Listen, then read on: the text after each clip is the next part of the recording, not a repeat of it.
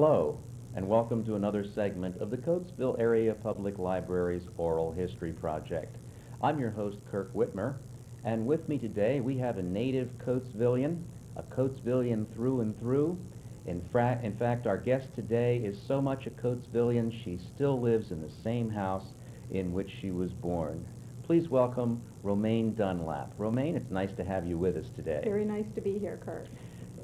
Romaine, you mentioned to me earlier the house you were born in. When you gave directions to it many years ago, you would tell people it's the last house on the edge of town. That was right. Well, that's not true anymore, No. and I'm sure the house hasn't moved. And it hasn't. But the traffic past it is moving. Yeah, I'm sure. Yeah, it's a growing neighborhood, but it's still home. And that neighborhood is? It's in Callan Township. Callan Township. And just a convenient mile out of Center City, Coatesville. Yeah. And it's where all of our memories are. It's a huge Victorian house, and it's given us lots of memories. I remember as a very little girl, I was only 3 years old when my grandmother died, but her funeral was held where our dining room is located now. In those days, it was, very normal to be buried from your home.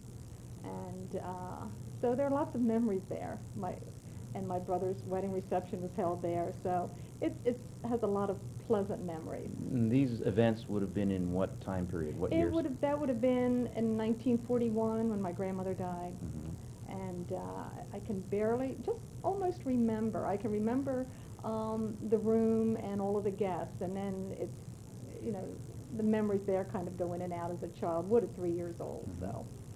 Romaine, were funeral homes not existent back then, or yes, they were? They were existent, but you could still, from what I understand, be buried from your home, and that's probably one of the last funerals that was held in a home. But that's what happened, and I can vividly remember just parts of it. Other parts I don't remember at all. Romaine, the Buffalo Bill days have been yeah. An interesting part of Coatesville's history, and I know you have an interesting story regarding Buffalo Bill. Share it with us, if you would. Yes, my grandmother had a farm north of the VA hospital in that vicinity, and Buffalo Bill would put his buffalo in there for the winters and when he came east, because he did a lot of shows in the east, especially the Philadelphia area. And I remember my uncle telling me the story that, of course, my grandfather was a stonemason, and you were paid cash mostly in those days, and usually as the job progressed. So he wanted to go to Buffalo Bill, and the Buffalo Bill held his shows right in the area of 10th Avenue, and I believe it would be Chestnut Street, where the old egg auction used to be. But anyway, he wanted to go to the show, so he asked his father for some money, and his father said, well, go over to Mr. So-and-so because he owes me some money. So they jumped on the horse, and they rode across the field, the two of them, and got an advance on or whatever he owed them. They came back, and they went to the show. And at the end of the show, there were large oil lamps all around, and at the end of the show, he said Buffalo Bill would put the children on his horse and gallop around the ring with them. And so, I mean, he remembers that, and yes, Buffalo Bill was quite a Coatesville figure.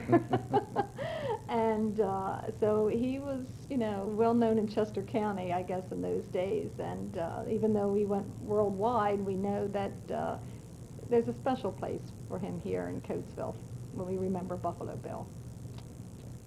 Romaine, downtown Coatesville, what other stories of interest do you have to share for our viewers? Well, I remember downtown Coatesville at Christmas time. And, of course, Devitt's, which is now gone, was on South First Avenue. Yes. And that's where all the children went, because the second floor was Toyland.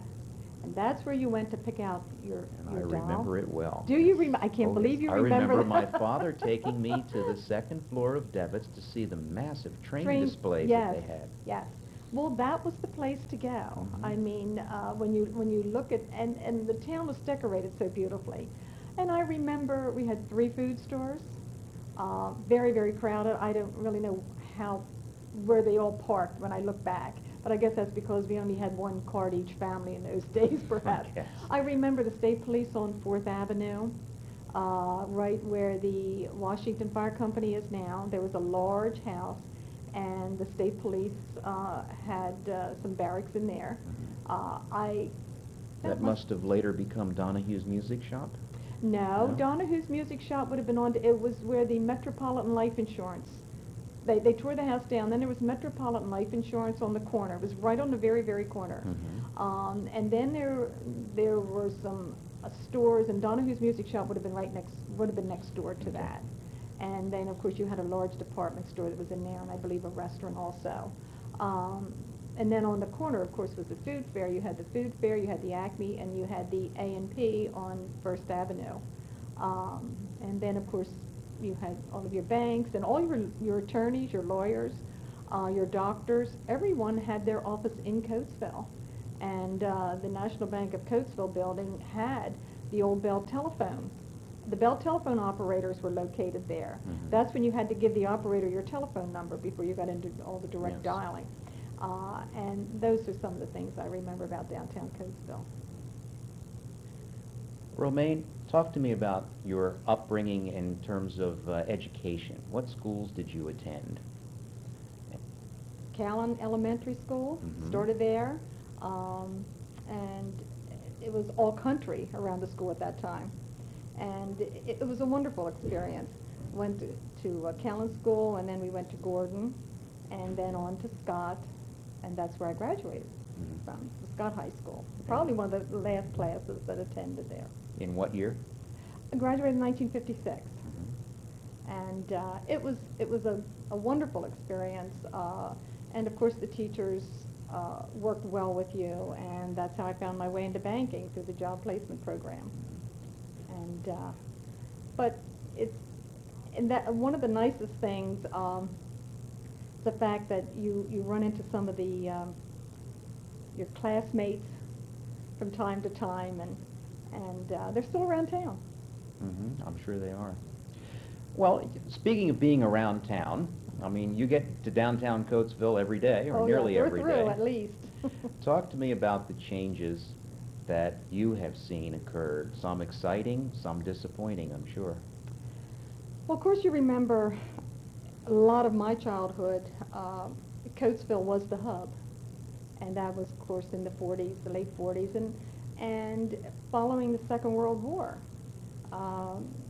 I remember the town bustling. The mill would run 3 shifts a day. I remember sometimes my father worked 3 shifts a day. He was in his early 30s, coming in almost to the last draft. This was towards 1944, but women were working in the mill, and there were lots of times that he would call and say, I won't be home, I have to work a double, I work a triple. And you would go into town, and you would have, there were at least 7 women's dress shops. We even had a millinery shop on 3rd Avenue, McGeorge's. And we have to remember there were only 2 miles from New York. So even though we may have been viewed by some as a rough and tumble blue-collar town, there was certainly an element of class, because we were not far from Philadelphia. We had all the luxury of country, but yet we still had some of that urbane influence there. Ladies would always dress up when you went into Coatesville, and I remember as a child, there were 2 bus lines. We had the short line, which started at the bus terminal at 1st Avenue. Yes, I remember the short line. I can't believe you remember that. Yeah, I do. But there was a bus terminal at 1st Avenue, and all the buses would pull in there, of course, and you would have the short line that would go down Walnut Street, down Olive Street, under the underpass, Olive Street, and through the government homes and back into Coatesville. It was kind of the hub. And of course then you had the short line that went straight through Route 30 and to Westchester. But as a little girl, and my girlfriend and I, we would do our chores in the morning, we would get our allowance, and then we would catch the Olive Street short line and go in to see the movie at the Palace Theater. Now, where was the Now, Palace? the Palace Theater was right on 2nd Avenue. It would be on the south side of 2nd Avenue. And you always went there in the afternoon because they always had the serials. And the serials would run at least 8 weeks. So you had to come back each week to see how it was going to work out. And besides, they had the Roy Rogers and the Dale Evans and the Gene Autry's and the Jimmy Wakeleys. So you always went to see that show. Yeah. Jimmy Wakely, there's a name I don't recognize. Jimmy Wakely was a Western, I guess it was a B-class movie, and I forget the name. He did a duet with, I don't know whether it was Rosemary Clooney or one of the very, very popular singers at that time. But he did the Western movies, and it was a very popular song that they did together, and I can't remember. I just heard it recently on the radio. But you would come out of there, and then, of course, you would, and I think it was only 15 cents. For 15 cents for a movie ticket. 15 cents. Now, of course, you remember your allowance was only $1. I mean, you used to get up and clean the house and do your chores and do your dishes before you got, your $1. Then you would come out, and Laggy's, it was owned by Theodore Gavadas and I believe his brother. And Theodore Gavadas was certainly a figure in Coatesville that had been around for a long, long time. And we would go next door, and there you would get your fountain Coke. Now, when you got a fountain Coke, it didn't taste anything like a bottled Coke or a canned Coke. This was a sweet syrup. You got your Coca-Cola and your dish of ice cream. Then you went up to the 5 and dimes, and you had 3 5 and dimes. You had Kresge's, you had Woolworths, and you had Newberry's. And there you had a selection. It was like a department store. And in those days, you had clerks behind each little counter. And going into the candy counter was really a thrill because you were so little, and you were looking up into the glass cabinets, and you had all of this candy looking just that far from your nose. But anyway, the clerk would scoop it up and put them in a bag, and you would come out with your bag of candy. But as a child about 11 years old, that was a thrill to be that independent. That was a big day. And then at night, it would be family time. So we would go to the auditorium with the family. And that would be my mother and father and my brothers, and sometimes my older brother would be with us, but he was a little grown up for that. But once in a while he would accompany us. But there you would see your major movies like The Three Musketeers and Gone with the Wind. And when Gone with the Wind came, they would have the movies, they would run the movies for 2 nights a week. But it was an extra special movie. It was held over for maybe 2, 3, or 4 nights. And Gone with the Wind, I mean, that was a major production. I mean, Technicolor. Lots of the movies that we saw at that time was only black and white, especially at the Palace. You never saw any colored movies there. It was always black and white film. But if you didn't get there a half hour before the doors opened, the line, and of course the auditorium, now you probably remember that, but the auditorium stood right where the senior apartments are there now, right across Yes, where the famous Coatesville Towers are. Right, between 3rd and 4th. And the line would be all the way in through the vestibule, the waiting area, standing room only, and you could go in and buy a ticket for standing room only, and lots of people did. They didn't mind standing to see any movie they wanted to see. But the line would go all the way to 3rd Avenue, and that's where you would wait. And some people stood there because you had a show at 7 and you had a show at 9. And there you saw your neighbor, you saw everybody you shopped with, you worked with. It was such a nice community that you just enjoyed seeing people. And well, I do remember lines in front of the auditorium in the late 50s, early 60s, because I was standing in them from time to time as well. They must have done some changes, though, from the time you were speaking of until then, because I remember the lines going the opposite way, up the sidewalk, up past the YWCA. The YWCA. Well, then you were probably standing right in front of, there was a little cigar store in there, and they sold... Hartman's. Hoffman's Popcorn. Hoffman's Popcorn. I believe it was Hoffman's. It may have been Hartman's, but I thought it was I Hoffman's. thought Hartman's was the name of the store. It could have been, but the popcorn had a sweet flavor.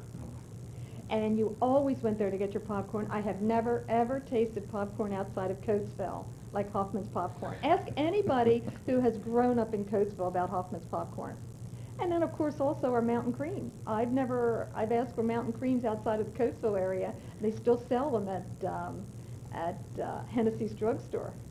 And that, of course, is your strawberry syrup, your cherry syrup, and your milk and your soda water.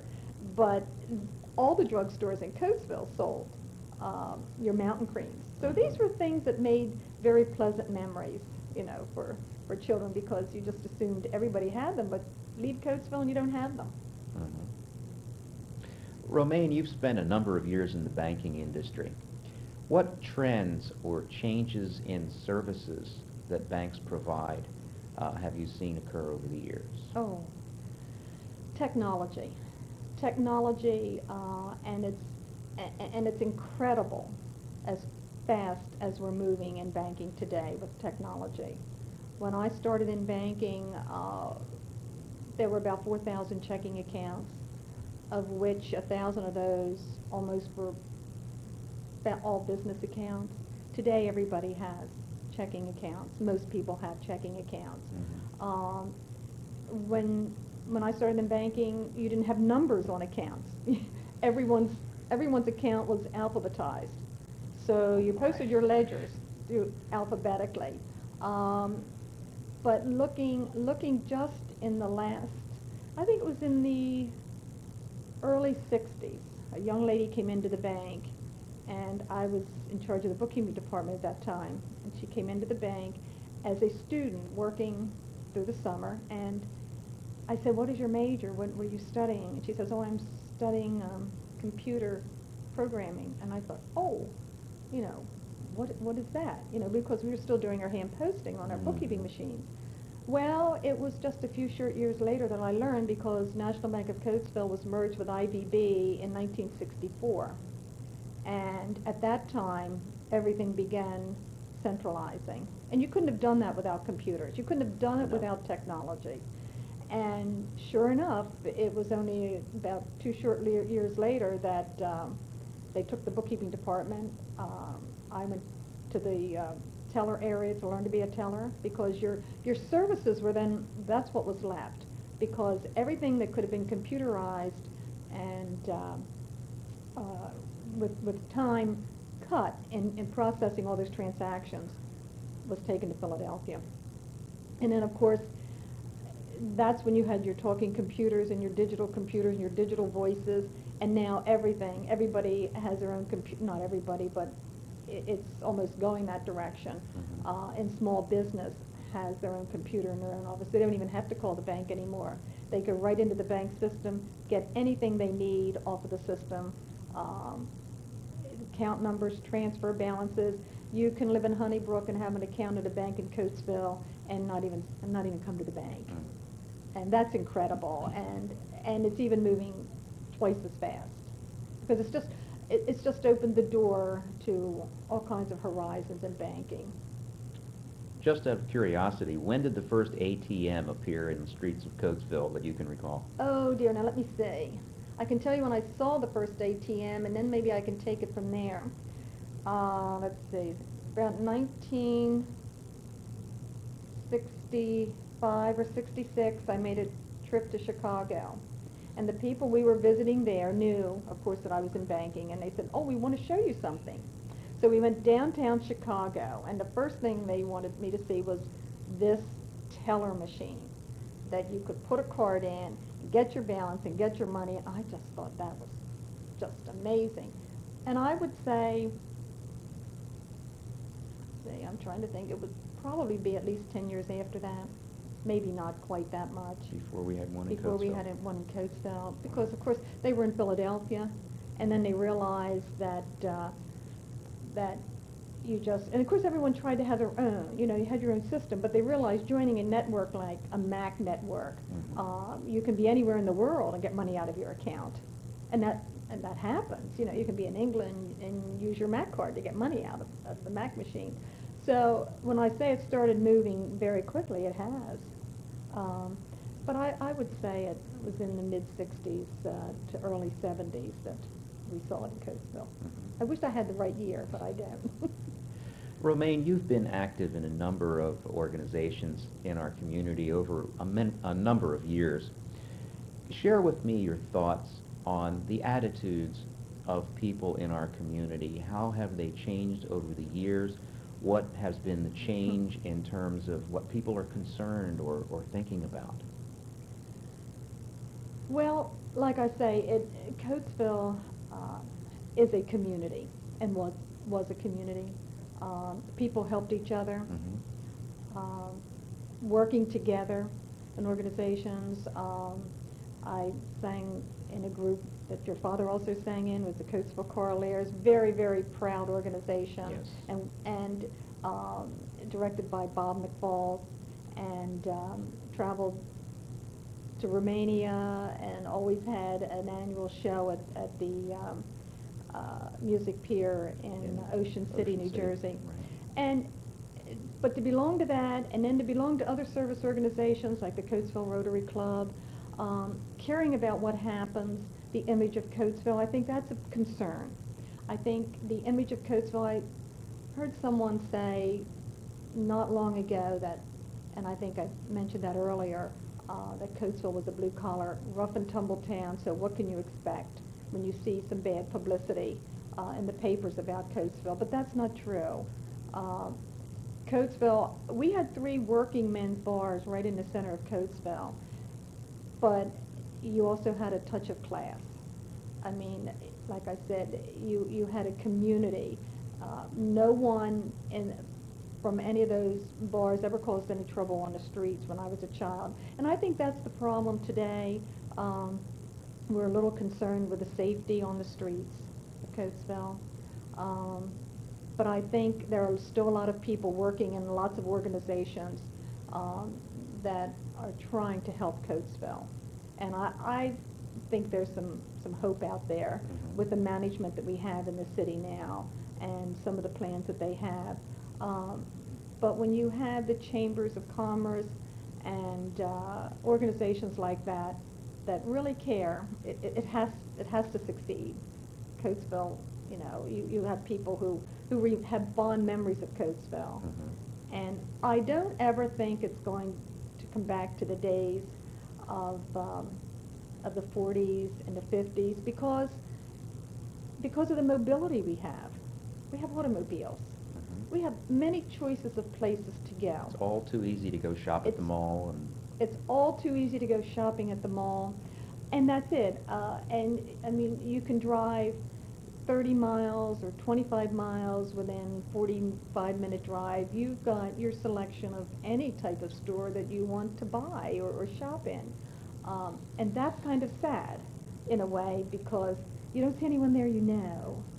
And that was some of the nicest things about coming to Coatesville. I remember on Friday nights you would ride around the block, 2 and 3 and 4 times just to find a parking spot. And what was it for? You really looked for the people you knew on the streets. And so, you know, those are the things you kind of miss. Those are the things that, and you can go to the mall and not know anyone. Exactly. You know, you can walk around the mall for hours and hardly see anyone you ever know. So you almost feel isolated in a very crowded area. And it's a shame in that respect that communities have lost that. You've talked about us coming from a virtual boom town to one that is not quite so booming. What are your thoughts on what lies ahead for Coatesville? You've talked about having hope for Coatesville. What do you hope for Coatesville? What do you expect will happen here? I think Coatesville will probably continue with the right leadership and regain some of its pride that it once had. I think we've seen the worst. I think the worst is behind us. And looking at Main Street and all the things that are happening there, But like I say, what I would hope for Coatesville would be that when someone hears the name Coatesville, they say, that's a really neat place. Because it really was. It's my hometown. Mhm. Well, I have to say, it's very obvious that you're from Coatesville because you chose to wear the noble red and black for us today. You noticed that. Oh yes, that was, and that was a grand time too. And I think the high school, that I remember we had our football games, and of course after the football games you had your sock hop in the gym. You always followed the band back to Scott High School because, don't forget, the football field kind of separated from the high school. And so you would always follow the band back, and then you'd go back for your sock hop. And well chaperoned. It was just a great growing up time. And in the 50s, remember, we had come out of 2 wars in my generation that I could remember. Second World War, I remember the whistle blowing at the VA hospital to warn everyone to turn off all of their lights. And in your neighborhood, you had air raid wardens to come around to make sure your lights were out. And when that whistle would blow, it was such an eerie sound because as children, you don't really realize the danger, but you know that this is taking place for a reason because you'd hear your parents talking. And the radio would be turned off. And I remember one time, as children, we were ill, and the doctor had to make a house call. They made house calls in the mid-40s. And he was there, and of course he had the right to go out on the road if he wanted to, even during a blackout. And but he chose to stay and sat and chatted with the family. Now, that was our family physician. Mm-hmm. And he chose to stay there and talk with us. And then, of course, the whistle would blow clear. I think it were 3 short sounds from the VA hospital. And then, of course, after we got through that, and a lot of toys were restricted. You couldn't buy anything that was made of steel or tin. You used to save your tin cans because that would help the war effort. No bubble gum. There was no bubble gum. Of course, the ladies didn't have nylons. That wasn't much of my worries at that time. And then soon we got over that, and all of a sudden I knew that my brother was going into the service, joined the Navy for the Korean War. In the 50s, I guess that lasted how many years the Korean War lasts. But when I graduated from high school, there were no worries like that. You had no worries. It was just a very relaxed time. Eisenhower, of course, was president, and everything seemed to be well. We seemed to be just enjoying life. The economy, I know there wasn't much to worry about. My father always had work at the mill, and it was a good time to be a teenager. And of course, what better time when Elvis came on the scene? And of course, all the girls, that was a big thing. Rock and roll came in at that time. I used to listen to my brother's big band music and kind of more subtle music. And then all of a sudden, Elvis appeared on the scene with his blue suede shoes. Yes. And then, of course, it was all revolutionary from that point on. Mm-hmm. And everybody knows on the Ed Sullivan Show how things were just. So you knew there was a real revelation there when he had to be censored. But those were the things that I remember as a teenager in Coatesville, and going into town, and you would always. That was your first date. Normally, you would go to the movies, and then you'd go to Troutman's. Troutman's was on the corner of 3rd Avenue. You would always go down there for your sundae or your milkshake or whatever. Mm-hmm. Thinking back over your childhood and teen years and how things have changed over the years today, are there any words you'd like to share with the youth of our community in Coatesville now? Yes. Stay close to your parents as a family. The one thing I remember most in my childhood years is when we listened to the radio together. We had dinner together. When my mother said dinner was going to be on the table at 4:30, everyone was home to have dinner together. We talked about things the family, the family was quite a close-knit nucleus. I mean, you sat in your living room and you listened to the radio. Today you dare not do that if you're watching television. No one talks. But you could talk and listen to the radio at that time because you all listened to the same programs. Mother and Dad knew what you were listening to on the radio. Because they were listening Because they were listening also. You were not in your room because basically you had only money for one radio. You had one car. You did things together. It is so important. You know, you can work all of your life. You can go wherever you want to in the world. You can travel. But I really feel when you start putting those things aside and you start looking at retirement, it's your family that's most important. And I would say to young people today, take Mom and Dad's advice. They've been through it. They've been through a lot more, and they learn from experience. I'm sure. Romaine Dunlap, thank you for being with us today, and thank you for participating in our oral history of Coatesville. Yeah, it's been my pleasure to be here. Thank you for the invitation.